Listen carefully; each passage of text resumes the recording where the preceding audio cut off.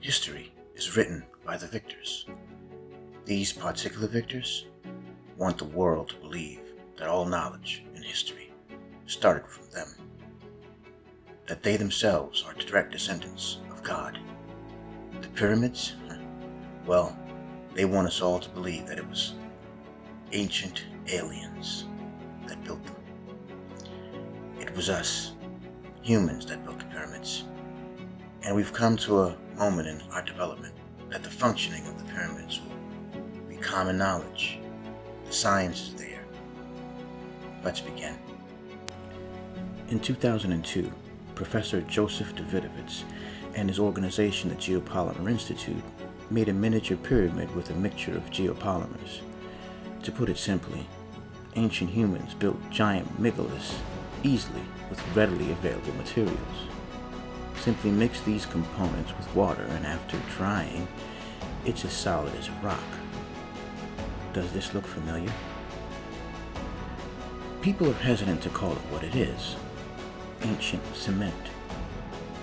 The people who control our world want us to believe that the Roman Empire were the first to utilize cementing materials. Ultimately, the controllers want us to believe that John Smeaton in 1756 was the first person to make real cement.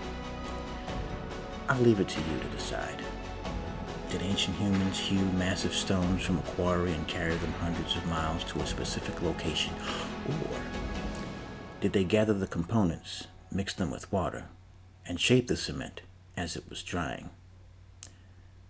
I believe early humans discovered cement, and that knowledge spread all around the world. And those early humans created cement megaliths that still stand to this day, because cement is very stable. The people who claim that the pyramids aren't made of artificial stones like to point to the so-called King's Chamber. In this room, there are massive 70-ton granite stones, perfectly aligned. Logically, only the people who rule over us are smart enough to do such a thing. So, aliens? How about a different approach? Chris Massey, author of The Pyramids of Egypt, How Were They Really Built?, has a flotation theory of construction. I have to first admit that I don't entirely subscribe to his theory. I believe that most of the pyramid was built with ancient cement. The only parts of the pyramid that were solid were the granite stones. Massey postulates that the blocks were floated down the Nile from the quarry site, then floating up the causeway directly into the pyramid. I believe they floated each individual granite block in and formed the ancient cement around it. The naysayers cry about how the causeway is really a religious pathway. This is what the powers that be want us to think. Why? Because plumbing was supposed to have been invented by the Roman Empire thousands of years later. The best way to describe how water is pumped through the causeway is a siphon. In a siphon, water will want to go from high pressure to low pressure. Whenever the Nile floods is when the causeway will have a massive flow of water. If you accept that the Egyptians had an understanding of plumbing, then you can logically infer that all of the tunnels and passageways in the Great Pyramid are pipes. I will use the names that the victors gave the pipes for consistency. There are two entry points into the Great Pyramid. The controllers call them the main entrance and the thieves' entrance. Presumably, thieves carved their own entrance just below the main entrance for reasons. Let's just assume that there is a flow of water coming up the causeway, and it is connected both to the main entrance and the thieves' entrance in an airtight way. What would happen? Let's look inside. If we follow the numbers, water will be flowing through both 1 and 2. Since 1 is larger, most of the water will be flowing through there, meaning there will be less of a flow going through 2. Now let's follow 2. 2 leads to 6, the ascending passage. The fact that 6 is an incline further exemplifies their understanding of fluid dynamics. The point is that it is easier for water to flow down 3 than it is for water to flow up 6. Even if the flow of water were strong enough to overcome 6, then there would be a massive drain at 11 to keep 9, the Grand Gallery, from flooding. With both 1 and 2 open, water will eventually flow down into the subterranean chamber at 5. This chamber was carved out of solid granite. An engineer named John Cadman discovered that the shape of the chamber, with rushing water, would create a hydraulic pulse generator. What does this mean? Because of the shape of this passage, water wants to rush in and fill the space, but also wants to flow down the drain because of gravity. This creates rhythmic pulses that strikes the ceiling of this chamber. He doesn't give a good reason for the pulses. All he did was prove that the pulses exist. There is a scientific reason for the pulses. We still use granite to this day for its electrical properties, one of which is piezoelectricity. We usually use quartz for this property. When you strike quartz, electrons just jump out of it. The same thing happens here with granite, but not as dramatic. When you have rhythmic pulses at the base of the pyramid, what you do is create an electrical current going upwards. The inner brown limestone is semiconductive. The granite in the King's Chamber is a great storage space for electricity. And the outer white limestone is non-conductive. If an electrical current is flowing up the pyramid, most electricity would be stored in the King's Chamber.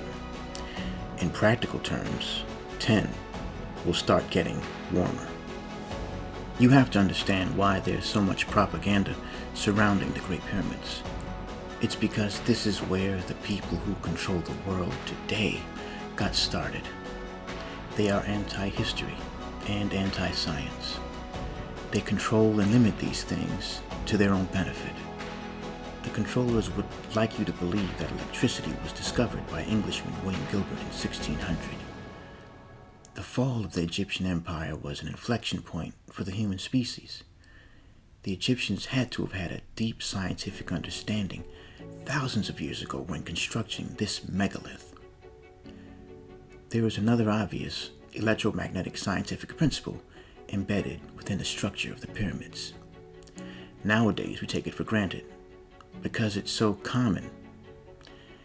It's called atmospheric electricity. The fact is, the Earth, the planet we live on, is a giant magnet.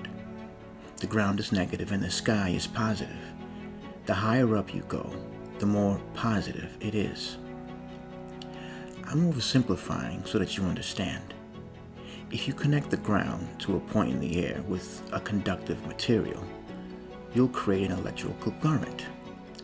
Every meter you go up, you'll increase the voltage by 100.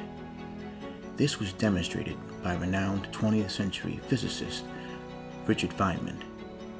If that's true, then that means we can generate electricity with tall structures. Yes, we can. There's an organization called the Ion Power Group who aims to do just that. They want to power the world using the electrical currents of the Earth. The reason why we aren't using this technology right now is because lightning ruins everything. It's common knowledge that lightning likes to strike the highest point. Here's the Empire State Building getting struck by lightning. A constant atmospheric current is nice, but we currently don't have the means to capture the electrical potential of lightning. How many times do you think over the last 10,000 years have massive ziggurats been struck by lightning? There's evidence that some have been struck. First, there's the Medium Pyramid. Some say it's unfinished, but others say it looks like there was an explosion. The Mystery History Channel thinks there was an explosion. though he's not sure how. Such a thing could happen if it was struck by lightning. It's called a plasma explosion. Next is Teotihuacan. There was an apparent explosion at the main temple. Ancient astronaut theorists believe that it was aliens, obviously, but what if the tallest structure in the middle of a rainforest with a metal top gets struck by lightning? Wouldn't that cause a massive plasma explosion? I could make a second video with all the evidence of global plasma explosions, but why? We all know that it will happen because we ground all of our buildings so that it wouldn't explode when lightning hits them. Since the Great Pyramid still stands, that means the ancient Egyptians had a solution for a potential plasma explosion. Looking at the construction of the pyramid, the entire design of it is about catching lightning. Since the interior limestone is semiconductive and the granite is an excellent place to store electrons, that's where they'll go. The so-called King's Chamber will become incredibly hot. Now we go back to the plumbing. One was designed such that a stopper could fit right into it. If one was blocked, then the pressure will increase at 2, which would flood the upper chambers of the pyramid. This is where the Queen's Chamber comes into play. As 7 gets flooded, air will get trapped. As the air escapes, a clicking sound can be heard outside the air shafts at 10. In fact, recently, a secret chamber was discovered, and no one knows the purpose of it. I believe that it was a resonating chamber, much like our nasal cavity resonates our voice. The clicking sound will stop when all of the air escapes out of 7. The height of 7 is the same height of the granite in the King's Chamber. This will not only cool off the massive granite stones, but something else happens. Once the clicking stops, the stopper at 1 is removed, and the water will drain out of the upper chambers. What has happened? The King's Chamber will be still incredibly hot, but the container in the King's Chamber will be full of water. This was the point. Now it gets interesting. The coup de grace, if you will. First, let's do a quick recap. With the flow of water, there are 2 electrical currents flowing from the base of the pyramid to its peak: the hydraulic pulse and atmospheric electricity. Also in the past, the pyramids looked like this. They were covered in insulated limestone with a gold capstone. In the middle of a rainforest, there's a very good chance lightning would strike it. I would flood and drain the King's Chamber long before the strike. Why? The video showing is of YouTuber Nighthawk and Light. He's a guy who likes experimenting on stuff and making videos about it. This video is of him playing around with thermoacoustics. I recommend you watch this very informative video and give it a thumbs up. What is thermoacoustics? It's the science of generating sound from heat. It was after watching this very YouTube video that I put it all together. I'll fast forward so that you can see when it all clicked for me. Notice the container with the boiling water. It's to create a heat differential between the hot air inside the glass tube. The way he set it up, you can visually see the concussion waves, or sound waves. This piece in front is oscillating because of the boiling water. The same principle applies for the container in the King's Chamber. If the pyramid was struck by lightning, the King's Chamber would become incredibly hot. When the water in the container starts to boil, a tone will be generated. That tone will get amplified in the hidden chamber and also in the Grand Gallery, which there are many videos on YouTube marveling at their acoustic properties. All of that for a single tone. The pyramid was functional and used to generate power and do work. The power that they used was sound power. For this, I decided to do a split screen just to demonstrate the power that they used. Thermoacoustic propulsion. With containers of the correct shape, a tone will create a small force of air out of the mouth of the containers. This is the Sabu disc. It was found buried with an important Egyptian named Sabu. There's some debate about his former job, but it's clear that he was of some import. The Sabu disc stood out because everything else buried with him was valuable. No one really knows what it was for, but I suspect the disc was used for acoustic propulsion. It was a part that connected to a mechanism that this circular motion would work for: grinding, drilling, boring, sanding, and even simple machines. Ancient people all throughout the Bronze Age and before it had a deep understanding of sound. Maybe one day we'll explore all that could be achieved with a basic understanding of sound. But it's important to stay focused. Next time, we'll speak of the boom that happened to us all as a species starting around the collapse of the Bronze Age. Be sure to like, subscribe, and set an alert for the following video. Before I go, I'd like to thank the conspiracy subredditors who encouraged me to turn a Reddit post into a YouTube video. I really appreciate the kind words and the support. If you'd like to financially support this channel, you can support me on Patreon in the link below. Anything you give would be appreciated.